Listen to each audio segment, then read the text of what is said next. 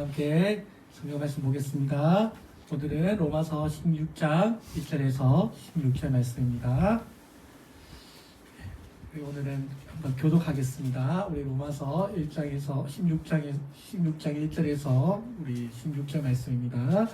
내가 갱그레아 교회의 일꾼으로 있는 우리 자매 베베를 너희에게 추천하노라.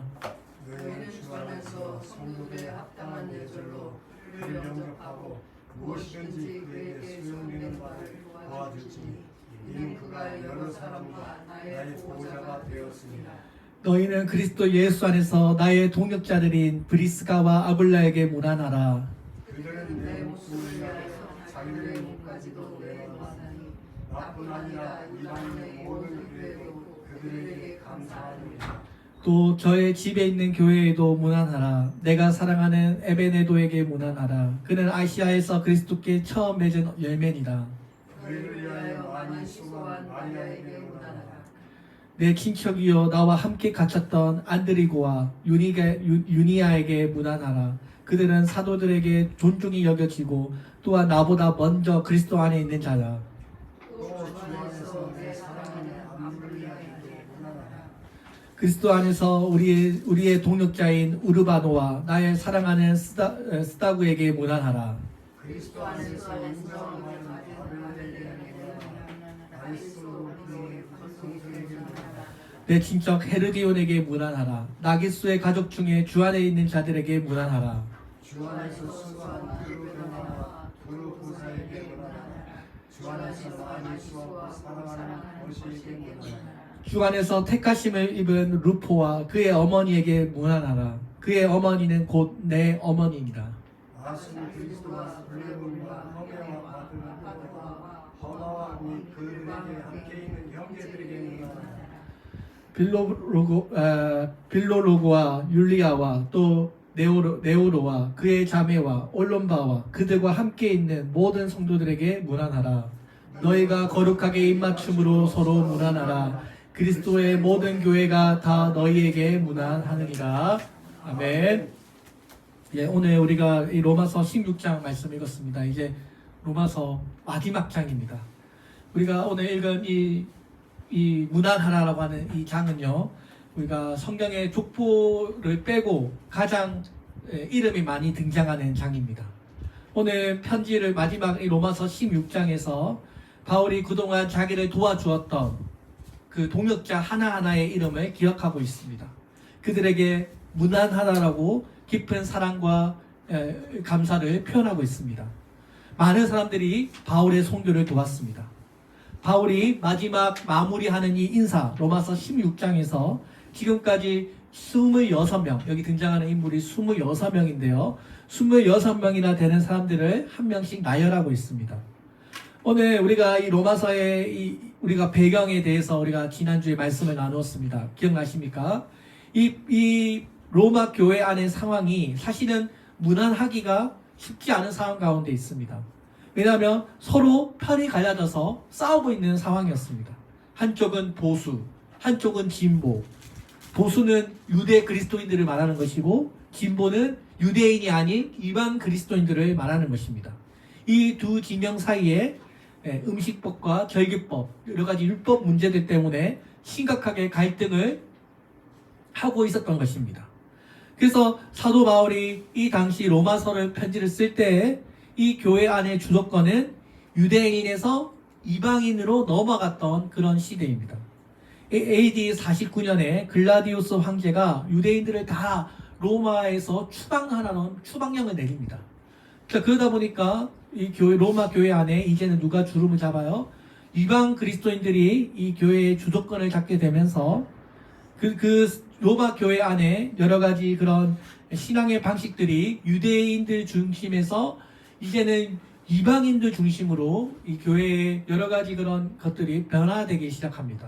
자, 그러다 보니까 율법에 나오는 정결법, 의식법, 절개법에 대해서 자유로워하는 이방 그리스도인들을 서로 비판하는 그런 유대인들이 생겨나기 시작했고, 그래서 이 로마 교회 안에 이방인과 이 유대인들 사이에 갈등이 심각하게 이루어지게 된 것입니다. 오늘 우리 로마서 16장에는 총 26명의 이름이 등장하는데 이 사람들을 분석해 보면 로마 교회의 상황들을 우리가 짐작해 볼 수 있습니다. 여기 26명들 가운데서 우리가 유대인이라고 말할 수 있는 사람들이 5명입니다. 26명에서 5명입니다. 로마 교회 전체를 따져도 한 15%, 많으면 20% 정도밖에 되지 않은 걸로 보입니다. 여러분, 사람이 있는 곳에는 항상 갈등이 있을 수밖에 없습니다. 그때나 지금이나 사람이 모이는 곳에는 항상 갈등이 있습니다. 보수와 진보가 서로 갈등을 하고 있고, 또 교회에 오면 기존 교회 성도들과 새로운 교인들이 서로 갈등하는 그런 일들이 일어나고 있습니다. 지금 바울이 그토록 가고 싶어 했던 그 로마 교회의 이런 상황들을 들으면서 내가 이 로마 교회를 방문하기 전에 먼저 너희들이 한 백성이 되기를 소망하는 마음으로 이 편지를 쓰게 되었던 것입니다.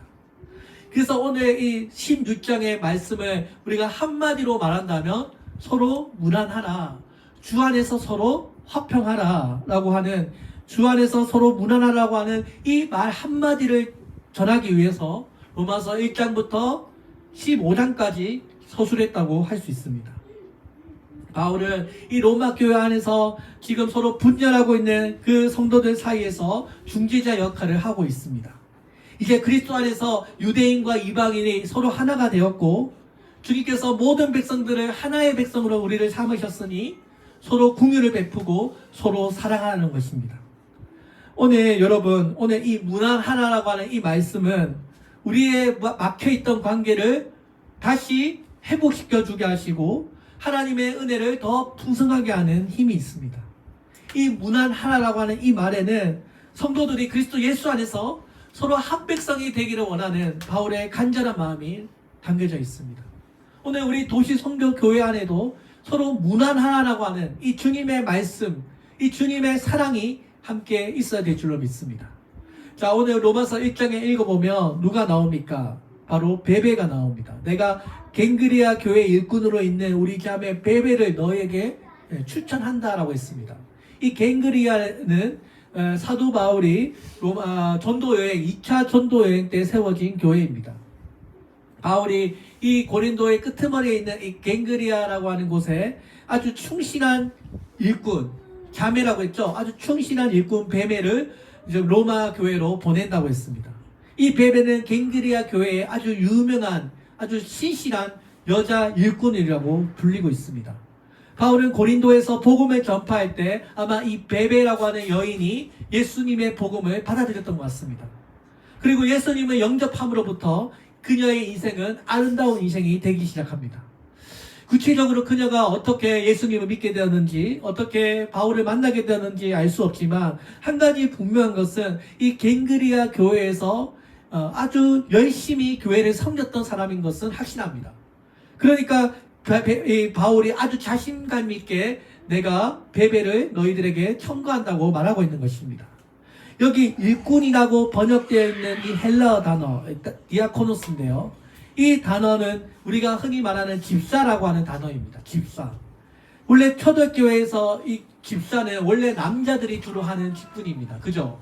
자, 그런데 이 당시에 여자와 남자의 그런 신분적인 차이가 존재하고 있던 이 시대에 바울은 많은 남자들, 동역자들 사이에서 이 여자 집사 베베를 너에게 추천한다고 했습니다.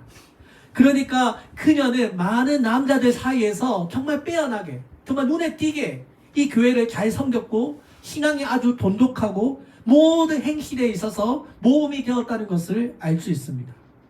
이 베베라고 하는 이름의 뜻은 헬라어로 포이벤인데요. 포이벤. 이 포이벤은 빛이 나다. 밝게 비추다라고 하는 뜻입니다. 원래 그녀의 이름은요, 이교도의 신화에서 나왔습니다. 원래 이 그녀의 이름은 아르테미스, 아시죠? 로마의 여신 다이아나와 같은 달의 여신이라는 이름에서 나왔다고 합니다. 그러니까 그녀는 원래 예수님을 믿지 않는 사람이에요. 원래 불신자였어요. 근데 그녀가 예수님을 믿게 되면서 이름 그대로 빛을 발하는, 사람들에게 빛을 비추는 그런 역할을 감당했던 것입니다. 유대인이 아닌 이방인 여인이었을 가능성이 아주 높습니다. 그런데 그녀는 남자들이 하지 않는 아주 그런 일들, 남자들의 손이 제대로 미치지 않는 그 일들을 이 여자 집사가 교회를 열심히 섬겼던 것 같습니다.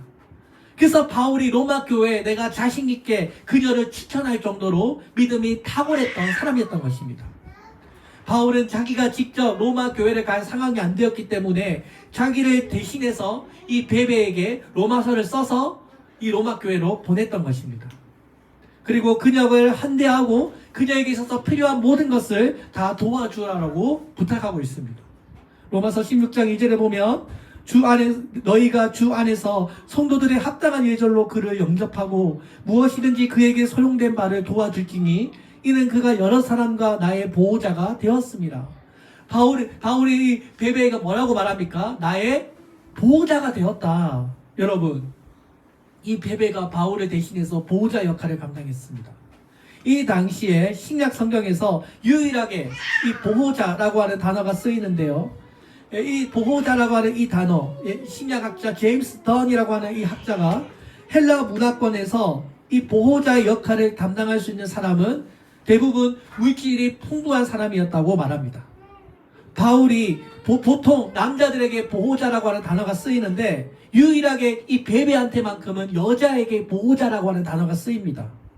그러니까 이 당시에 여자의 경우 이 바울을 대신해서 보호자가 역할을 할 수 있는 아주 능력 있는 사람이었다는 것을 우리가 알 수 있습니다. 바울이 여러 선교 사역을 감당하는 동안에 베베가 바울의 선교하는 데 있어서 아무런 경제적인 그런 부담을 가지지 않도록 여러 가지 따뜻한 배려를 했던 것을 우리가 알 수 있습니다. 이 베베는 아마도 굉장한 부자였을 것이고 사회적으로 능력 있는 여자였다는 것을 우리가 추측해 볼 수 있습니다. 베베는 경제적으로 넉넉한 사람이었고 교회의 가난한 자들과 극빈자들을 도와줄 수 있는 아주 은혜가 충만한 사람이었다는 것을 우리가 알 수 있습니다. 초대교회에 보면요, 이렇게 능력 있는 여자들이 가끔씩 등장합니다. 누가 있습니까? 루디아. 여러분, 빌립보의 첫성 루디아 아시죠? 그 루디아도 어떤 사람입니까? 아주 능력 있는 사람이지 않습니까? 그래서 빌립보라고 하는 교회를 세웠잖아요. 그래서 오늘 이 자주장사 루디아처럼 이 베베도 하나님 앞에 큰 물질의 축복을 받고 바울을 힘있게 도와주었던 사람이었던 것입니다. 그래서 바울이 이 여인을 내가 마음 놓고 추천할 수 있게 말했던 것입니다. 오늘 우리 도시 성교교회도 여러분 이런 교회가 되었으면 좋겠습니다. 하나님께서 내가 도시 성교교회를 추천한다. 내가 어디 교회 갈까 갈등하고 있는 사람에게 이 하남에는 미사에는 도시 성교교회밖에 갈 데 없어. 정말 이 하남에 많은 교회가 있지만 도시 성교교회만큼 신실한 교회가 없어. 내가 이 교회를 추천한다. 이렇게 여러분 베베처럼 아주 자신감 있게 소개를 할 수 있는 그런 교회가 되기를 소망합니다. 그 다음에 바울이 또 한 부부를 소개합니다. 누구를 소개합니까? 로마서 3장 4절에 보니까 너희는 그리스도 예수 안에서 나의 동역자들이 브리스가와 아굴라에게 문안하라. 그들은 내 목숨을 위하여 자기들의 목까지도 내어놓았나니. 야, 여러분 여기 또 한 명의 부부를 소개합니다. 누구입니까? 브리스가와 아굴라. 원래 이 브리스가는 사도행전을 보면 브리스길라라고 불립니다. 그렇죠? 브리스길라. 그러니까 본명은 브리스가예요. 근데 브리스가의 별명이 브리스길라입니다. 자, 그래서 이 브리스길라와 아굴라 아주 이 부부가 바울을 아주 열심히 섬겼던 부부이지 않습니까? 바울이 그들에게 문안을 전하고 있습니다. 원래 이 부부는 아까 말씀드린 그 글라디우스 로마 황제의 그 칙령, 로마에서 유대인들은 다 떠나라고 했던 그 글라디우스 칙령 때문에 로마에서 추방을 당해가지고 고린도에 도착을 하게 됩니다. 그때 제2차 전도 여행 때 바울을 만나게 되었고 바울과 함께 텐트를 만드는 일을 하면서 이 바울의 복음을 받아들이게 되었고 이들의 부부가 완전히 새로운 삶을 살게 됩니다.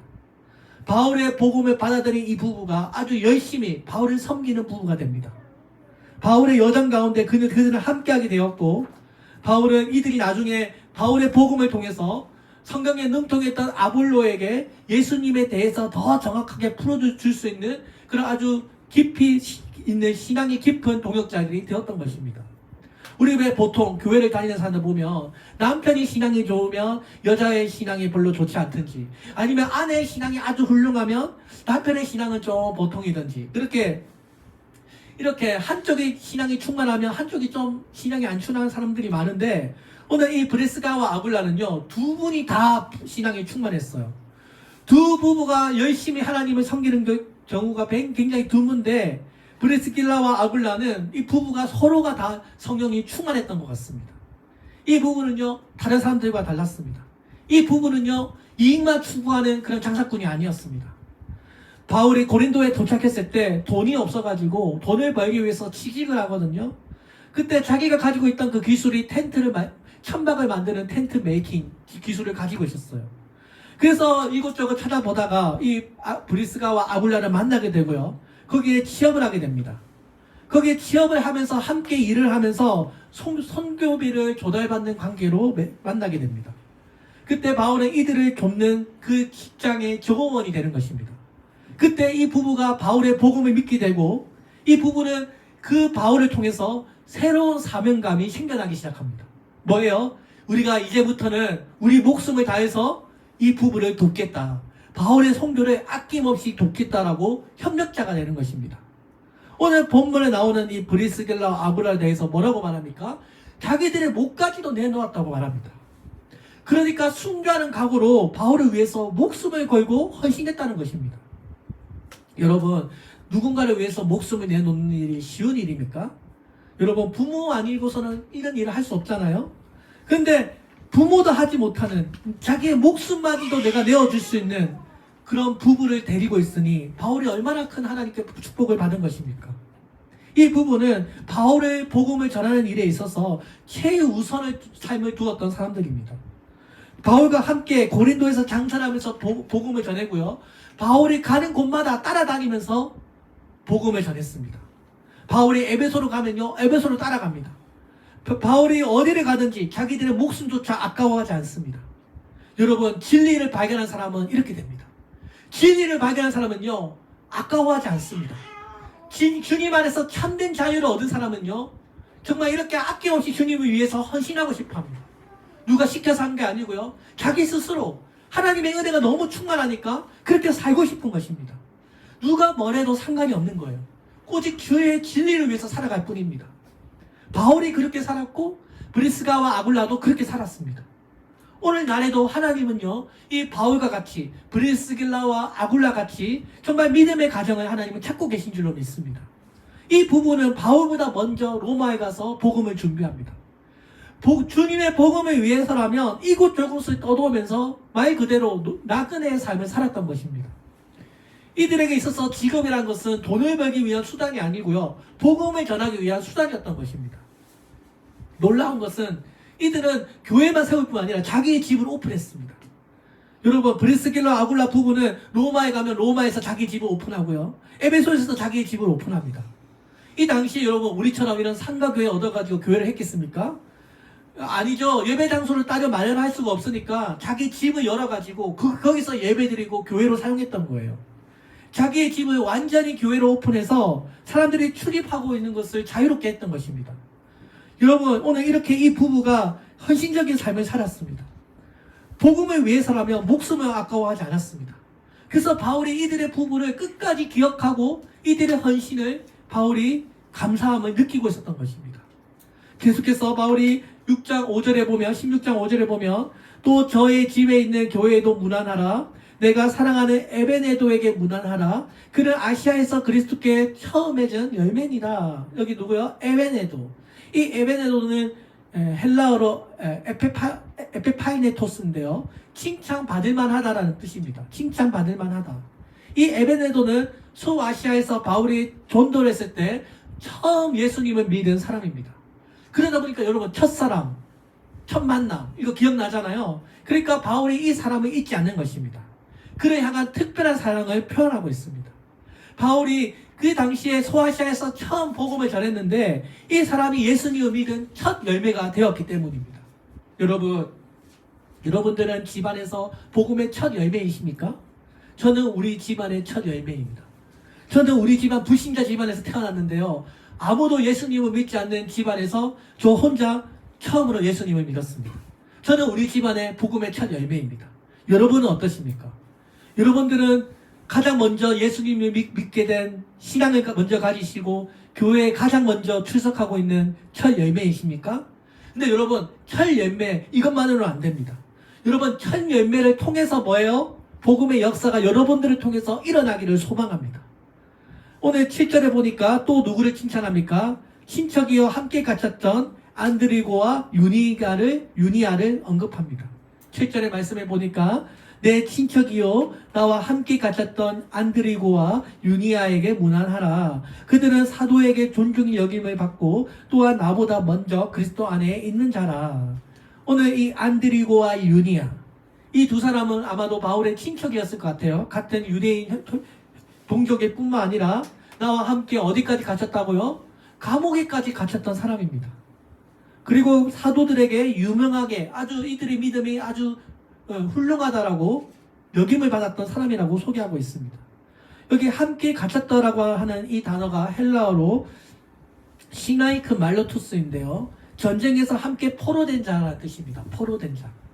여러분, 감옥에 갇히면 다 떠나잖아요. 예수님께서 십자가에 달리셨을 때 예수님의 제자들 다 떠났지 않습니까? 그런데 바울과 함께 옥에까지 갇힐 만큼 바울을 따랐던 자들이었던 것입니다. 그리고 이들은 바울보다 먼저 예수님을 믿었던 사람들이었습니다. 바울이 교회 예수님 믿기 전에 다메섹 도상에서 예수님 믿기 전에 원래 뭐 하던 사람입니까? 살기등등하게 유대인들을 다 잡아들였던 사람이잖아요.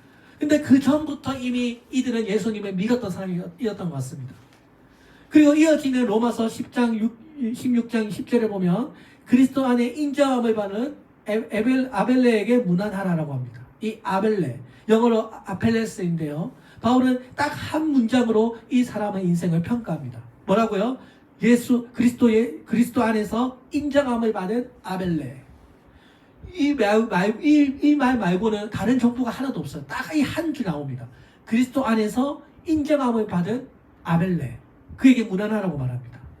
이 한 줄로 그의 인생을 평가합니다. 여러분, 우리가 한 권의 인생이라고 하는 책을 쓸 때, 한 권의 책을 쓸 때, 아브라함, 다윗, 모세, 쓸 이야기가 많습니다. 분량이 많고요. 한 일경이 너무나 많습니다. 이들에 대해서 책을 쓰라고 하면 한 권이 나올 것입니다. 그런데 이 아벨레는요, 딱 한 줄이에요. 그리스도 안에서 인정함을 받았다. 여러분, 성경에 보면 하나님과 동행한 사람이 있습니다. 누구입니까? 에녹. 이 에녹은 300년 하나님과 동행했던 사람입니다. 그리고 무드셀라는 하나님과 함께 동행해요. 그대로 에녹은 천국에 올라갔던 사람입니다. 그런데 여러분, 성경에 나오면 이런 사람들, 이런 의인들이 직업이 무엇이고 재산이 얼마나 있고 그들이 얼마나 유명했고 그런 업적에 대해서 아무것도 남겨두지 않습니다. 그저 하나님께서 에녹에 대해서는 하나님과 함께 동행했다. 하나님과 함께 죽음을 경험하지 않고 그대로 천국에 올라갔다라고 평가합니다. 오늘 마찬가지로 이 아벨레라고 하는 사람에 대해서 그의 직업이라든지 그의 신분이라든지 그의 재산이라든지 그의 어떤 큰 업적에 대해서 아무것도 기록하고 있지 않습니다. 그죠, 여러분? 그저 딱 한 줄, 예수 안에서 인정함을 받았다. 이 인정함을 받다라고 하는 헬라어가 도키모스인데요.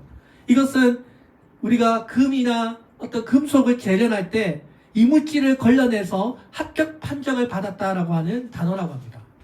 그러니까 우리가 이 아벨라고 하는 사람에 대해서 잘 모르지만 그가 어떤 큰 시험이나 어떤 단련받는 어떤 과정을 거쳐서 예수님을 잘 믿게 되었다는 것을 알 수 있습니다. 우리가 알지 못하지만 어떤 큰 시험과 연단을 통해서 예수님을 믿게 되었다는 것을 말하는 것입니다. 이것을 우리가 공동 번역으로 보면요, 예수를 위해서 무척 고생을 많이 한 아벨레라고 번역합니다. 거친 시련 속에서 예수님을 떠나지 않고 끝까지, 교회를 떠나지 않고 끝까지 참된 그리스도인의 삶을 살았던 것입니다. 이름도 없이 빚도 없이 딱 한 줄, 그리스도 예수 안에서 인정을 받은 아벨레. 이 한 줄로 인생을 평가받았습니다. 여러분, 하나님을 믿는 이 인생길에 시간이라는 게 없으면 참 좋을 텐데 우리의 인생이 참 그렇진 않잖아요. 우리가 뭘 하든지, 우리가 회사에 어떤 지위가 있든지, 내 직업이 무엇이든지, 내 이름이 얼마나 유명하든지 간에 그것은 사람들이 평가하는 기준입니다. 하나님은요, 그것으로 사람을 평가하지 않습니다. 우리가 하고 있는 이 일이라고 하는 것은 부가적인 것에 불과할 뿐입니다. 중요한 것은 내가 하나님께 인정을 받느냐 안 받느냐라는 것입니다. 오늘 이 아벨라고 하는 사람은요, 하나님께 인정을 받았습니다. 이 아벨라고 하는 사람은 어떤 시간의 연단을 경험하게 되었고, 그것을 통해서 통과했던 것으로 예수 안에서 자신의 신앙을 증명받았던 것입니다. 오늘 우리 그리스도인들도요, 여러분, 하나님께서 우리의 재산 가지고 평가하겠습니까? 우리의 자동차 가지고 우리를 평가하겠습니까? 하나님도 우리를요, 여러분, 우리의 신앙의 연단을 통해서 우리의 신앙을 평가할 것입니다.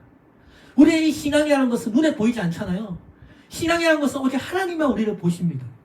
믿음 생활에 있어서 찾아오는 시간들을 우리가 얼마나 잘 이겨냈는지, 여러 가지 유혹들을 우리가 얼마나 잘 연단받고 이겨냈는지를 통해서 하나님은 우리를 평가하실 것입니다.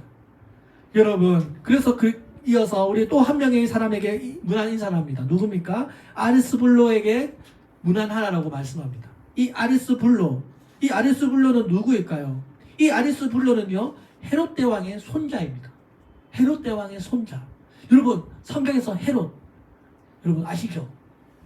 이 헤롯은 예수님을 죽이려고 했던 사람이잖아요. 이 예수님이 탄생했다고 하는 그 소식을 듣자 자신의 그 권력을 유지하기 위해서 베들레헴에서 2살 아래로 태어난 모든 아이들을 다 몰살하라고 하는 잔인한 명령을 내렸던 사람이 누구입니까? 헤롯이잖아요. 헤롯. 예수님과 헤롯, 하나님의 나라와 악한 사탄의 나라, 서로 대치하잖아요. 하나님의 역사를 방해했던 사람이 바로 이 헤롯입니다. 헤롯 가문입니다. 헤롯 가문은 오늘날 말하는 교회를 핍박하고 야고보 사도를 죽이고 사도 베드로를 옥에 가두고 복음을 전파하지 못하도록 온갖 탄압 정책을 펼쳤던 왕이 헤롯 대왕입니다. 그죠? 그래서 나중에 사도행전 12장 23절을 보면 그 벌레가 그의 몸을 먹어서 죽었다고 했습니다. 하나님께 저주받아서 죽게 되었어요. 근데 놀라운 것은 이 예수의 복음이 얼마나 놀랍냐면 이 저주받은 헤롯 가문, 하나님을 대적했던 이 헤롯 가문의 헤롯 왕의 손자가 바로 예수님을 믿게 되었다는 것입니다. 이 복음의 방해꾼 집안에서 예수님을 대적했던 이 집안에서 헤롯 대왕의 손주 아리스토블로가 바울을 통해서 예수님을 알게 되었고, 그의 모든 노예들과 일꾼들을 예수님 믿게 영접을 시켰다는 것입니다. 할렐루야! 여러분, 너무나 위대하지 않습니까? 또 여러분 11절에 보면 내 친척 헤르디온에게 문안하라. 나기수의 가족 중에 주 안에 있는 자들에게 문안하라고 합니다. 여기 마찬가지로 이 헤르디온이라고 하는 이 사람도요, 바울의 가까운 동족이거나 아니면 헤롯 가문에 속해 있는 유대인 그리스도인이라고 추측합니다. 그러니까 이 헤롯디온도 바울의 친척이거나 아니면 헤롯 가문에 속해 있는 어떤 사람인데, 이 사람도 바울을 통해서 예수님을 믿게 되었다는 것입니다. 오늘 이 두 사람 다 헤롯 대왕의 친척들인데, 헤롯 대왕, 예수님을 죽이게 했던 그 악한 왕인데 그 손자들이 예수님을 믿게 된 거예요. 여기에 나오는 나기수는 누구일까요? 여러분, 나기수. 이 나기수는 로마의 황제 글라디우스 황제의 비서실장이었다고 합니다. 그 당시에 권력자였습니다. 원래는 노예였는데요, 건물 수수에 능한 자여가지고 황제에게 조언을 하는 자리까지 올라갔다고 합니다. 근데 이 나중에 이 네로가 즉위한 다음에 네로의 모친이었던 아그리파의 미움을 사가지고 처형을 당하게 됩니다. 그때 그의 모든 재산들은 다 몰수당하고요, 그가 가지고 있었던 모든 노예들은 다 황제의 소유로 넘어가게 됩니다. 그래서 그 나기수에 속해 있던 그 노예들과 황제의 노예들을 구별하기 위해서 그 나기수에 속해 있던 노예들을 나르키시안이라고 불렀다고 합니다. 나르키시안이. 건물수수에 능했던 아주 극악무도했던 이 나기수는 그 기독교로 개종하지 않았지만 그에 속해 있던 노예들 중에 일부가 예수님을 믿고 그리스도인이 되었다고 합니다. 프랑스의 종교개혁자가 이렇게 말했습니다. 하나님의 은혜가 온갖 종류의 사악으로 들끓는 나기수의 집에까지 들어간 것은 깊은 의미가 있고 대단히 경이로운 일이다. 나기수는 예수님을 믿었는지 안 믿는지 우리가 알 수 없지만 나기수에 속해 있는 어떤 노예들은 예수님을 믿게 되었다고 합니다. 이 예수님의 복음이 얼마나 놀라운지, 이 사악한 왕의 복음 그 집안에 들어가서 사람들을 개종하고 사람들이 예수님 믿게 역사했던 것입니다. 이 예수님의 복음이 얼마나 위대하고 놀라운지 신분과 계급과 지위를 다 초월해 버립니다. 신분 고하를 뭐 막론하고 하나님은요 구원할 자를 구원하시고요 은혜 베풀 자에게는 은혜를 베푸십니다. 바울은 그의 신분과 관계없이 하나님께로 구원받기로 작정된 자들에게 하나님께서는 특별한 사랑을 부어주시고 그들에게 무난한 인사할 것을 잊지 않으십니다. 우리 계속해서 12절을 보겠습니다. 12절에 누가 나오느냐? 주 안에서 수고한 두루베나와 두루보사에게 문안하라. 주 안에서 많이 수고하고 사랑하는 버시에게 문안하라. 여기 보면 주 안에서 수고한 두루베나와 두루보사라고 했습니다. 이 두루베나와 두루보사도 여자입니다. 우리 아까 베베처럼 두루보나와 두루보사도 아주 교회에서 열심히 수고했던, 열심히 봉사했던 여자들입니다. 이 두 이름의 뜻은 화사하다 또는 우아하다라는 이름을 가지고 있습니다. 어쩌면 쌍둥이일 가능성이 높습니다. 이 두루베나와 두루보사는 이 당시에 우아하다, 화사하다. 누구와 어울립니까? 귀족이랑 어울리죠? 귀족에 어울리는 이름이었다고 합니다. 그래서 아마도 이 두 여인은 아주 풍요로운 생활을 영위했던 귀족 집안의 사람들이었을 가능성이 아주 높다고 합니다. 여러분 생각해 보세요. 집에서는 노예들을 거느리고 하인들을 거느리고 대접받는 귀족인데 교회에서는 남들도 하지 않는 허드렛 일을 하는 몸이 피곤할 정도로 수고했던 일꾼으로 살았던 것입니다. 집에서는 귀족인데 교회 가서는 아무도 하지 않는 일을 허드렛 일을 하는 아주 신실한 쌍둥이 자매였던 것입니다. 그리고 또 누구를 소개합니까? 주 안에서 많이 수고하고 사랑하는 버시. 이 버시 보고 많이 수고했다고 했습니다. 많이. 보이시죠, 여러분? 많이 수고했다. 이 버시는 영어로 페르시스인데요, 페르시스. 헬라어로 페르시다라는 뜻입니다. 페르시다. 여러분, 페르시아. 아시죠? 페르시아. 그래서 이 버시의 이름의 뜻은 페르시아 여인이라는 뜻입니다. 페르시아 여인. 페르시아 버사. 여기서 많이라고 하는 이 말은 아까 등장했던 이 두 쌍둥이 여인보다 더 많이 수고했다라는 뜻입니다. 와, 교회를 더 많이 이 두루베나와 두루보사도 로마 교회에서 아주 열심히 수고한 사람들인데 버시는 그 사람들보다 더 많이 수고했다고 말씀하고 있습니다. 오늘 여러분 예수님을 믿는 사람은 다 하나님 앞에 구원을 받습니다. 그런데 하늘나라에 가게 되면요 하나님 위해서 수고한 사람들에게 하나님은 더 큰 상을 주십니다. 하나님은요 하늘의 상을 예비해 두고 계십니다. 구원은 다 받겠지만 교회를 위해서 수고한 사람은요 더 큰 상을 예비해 두고 계십니다. 오늘 하나님께서 우리가 선한 일을 행하면요 그 선한 일을 행한 대로 하나님은 갚아주실 것이고 그 보상에는 반드시 하나님의 보상이 있다는 것을 잊지 말아야 합니다. 또 바울이 또 어떤 사람을 기억합니다. 문안인사라고 합니다. 누구입니까? 주 안에서 택하심을 입은 루포와 그의 어머니에게 문안하라. 그의 어머니는 곧 내 어머니니라. 누구에게 문안인사라고요? 루포와 그 어머니에게 문안인사라고 합니다. 이 루포가 누구냐고 하면 우리 왜 예수님께서 십자가를 들고 고구라 언덕을 가실 때 너무 무거워가지고 예수님이 쓰러지시잖아요. 자, 그때 예수님을 대신해서 십자가를 잠깐 지고 갔던 사람이 구레네 사람 시몬입니다. 여러분 다 아시죠? 근데 성경에 보면 이 구레네 시몬에 대해서 어떻게 말하냐고 하면 마가복음 15장 21절을 보면 마침 알렉산더와 루포의 아비 구레네 사람 시몬이 실굴로 와서 지나가는데 예수 십자가를 지고라고 했죠. 자, 여기 이제 연결점이 생기는 거예요. 바로 이 구레네 사람 시몬의 아들이 알렉산더와 루포인 것입니다. 바울이 루포의 어머니에게 문안하라. 이게 지금 다 연결이 되죠? 자, 구레네 사람 시몬이 잠깐 예수님을 대신해서 십자가를 지고 갔을 그때 예수님에 대해서 은혜를 받게 되었어. 예수님은 정말 특별하다. 예수님은 진짜 구세주다. 라고 예수님을 믿게 되었고 그래서 집에 돌아가서 가족들을 다 불러가지고 예수님을 영접시키고 예수님에 대해서 소개를 합니다. 그러자 그녀의 아내가 예수님을 알게 되었고 하나님 나라를 위해서 열심히 일하고 바울이 왔다고 했을 때 바울의 성교비를 아낌없이 후원했던 바울의 동역자가 된 것입니다. 이 루포를 뭐라고 말합니까? 주 안에서 택하심을 입었다. 주 안에서 택하심을 입었다. 아마 이 루포라고 하는 이 아들도 교회에 있어서 큰 역할을 감당했던 것 같아요. 왜냐면 아무에게나 주 안에서 택하심을 받았다는 말을 하지 않거든요. 아마도 이 에베소 교회를 이 루포가 담당했을 것 같아요. 담임 목사가 됐을 것 같아요. 자, 그래서 이 구레네 사람 시몬이라고 하는 한 사람을 통해서 모든 가족이 다 예수님을 믿게 되었고, 그의 어머니는 바울의 아주 든든한 후원자가 되었고, 그의 아들 루포는 교회를 담당하는 목사가 된 것입니다. 여러분, 바울이 이 루포를 뭐라고 말합니까? 내 어머니라고 말합니다. 그러니까 내 어머니, 친어머니처럼 깊은 사랑과 관심을 베풀어 주었다는 것입니다.